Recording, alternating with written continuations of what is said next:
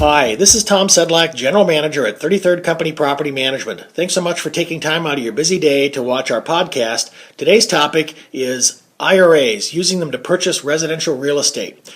Our realty and brokerage services in Minnesota are quite talented and can include the purchase of real estate using an IRA conduit to make that purchase.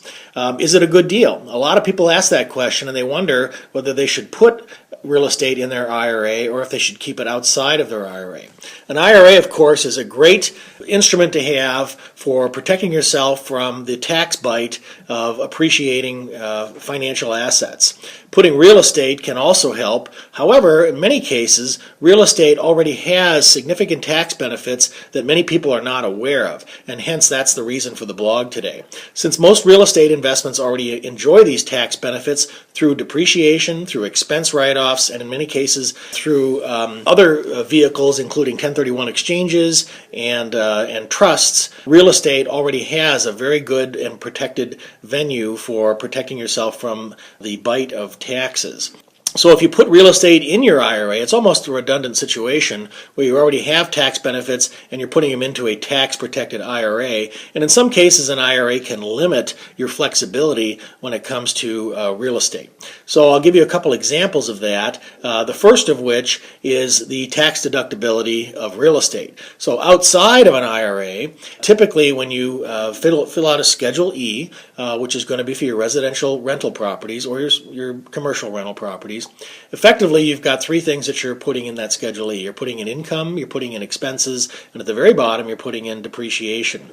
For a typical $300,000 home, $25,000 is the value of the land, and $275,000 is the value of the structure. You can put that property into your Schedule E, and you can deduct the depreciation off that $275,000 structural value. So let's give you an example.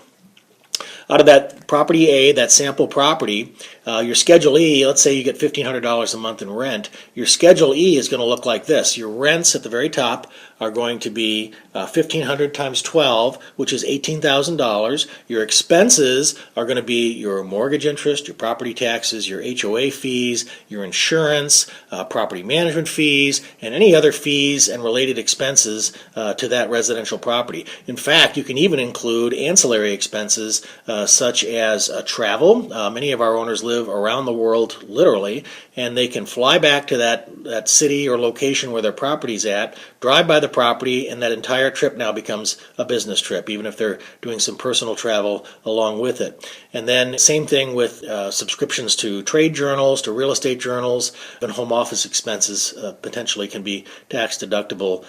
So in this example, let's say our expenses are break even.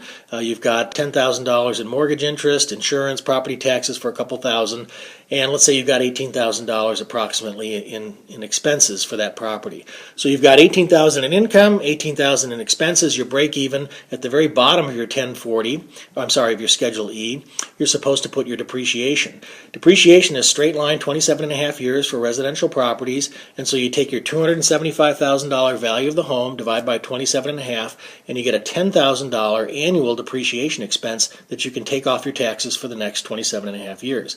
Now, when you add up everything on Schedule E, now you don't have a break-even situation anymore. You actually have a loss. It's a non-cash accounting loss. It's a paper loss driven by depreciation, and that $10,000 loss, as long as you're an active investor, will scoot right over to line 17 of your 1040, and guess what? You've just reduced your taxable income by $10,000. If you're in the combined 40% state and federal tax bracket, you just save $4,000 in taxes.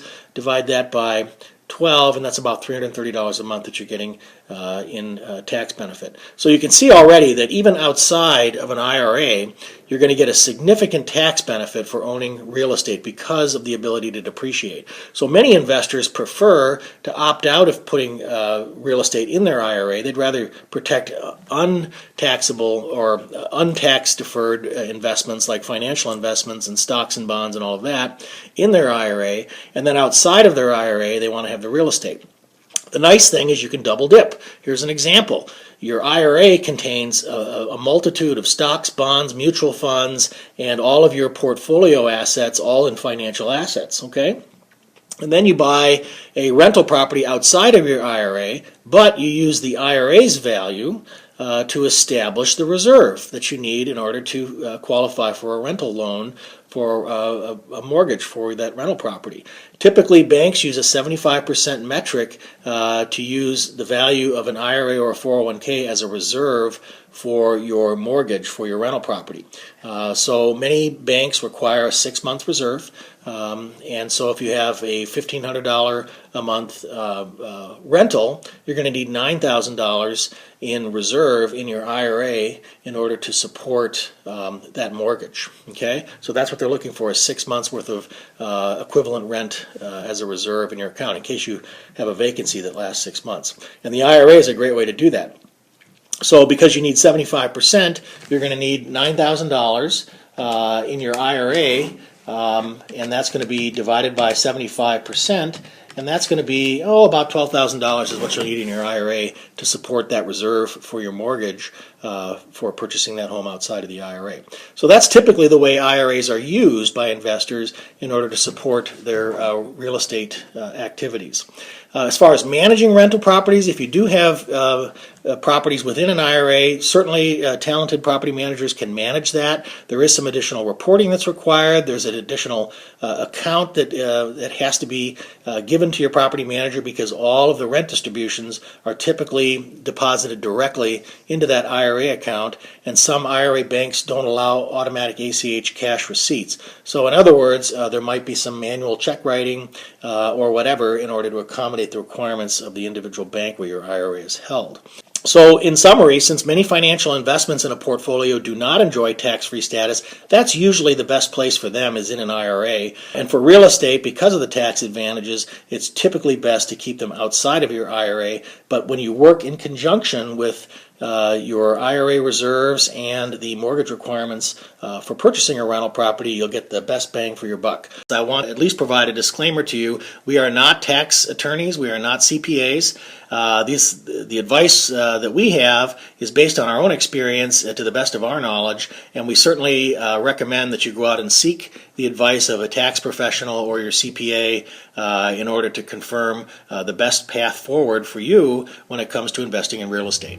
Hope this has been a helpful podcast for you. Again, thanks for watching and visiting our 33rd Company website.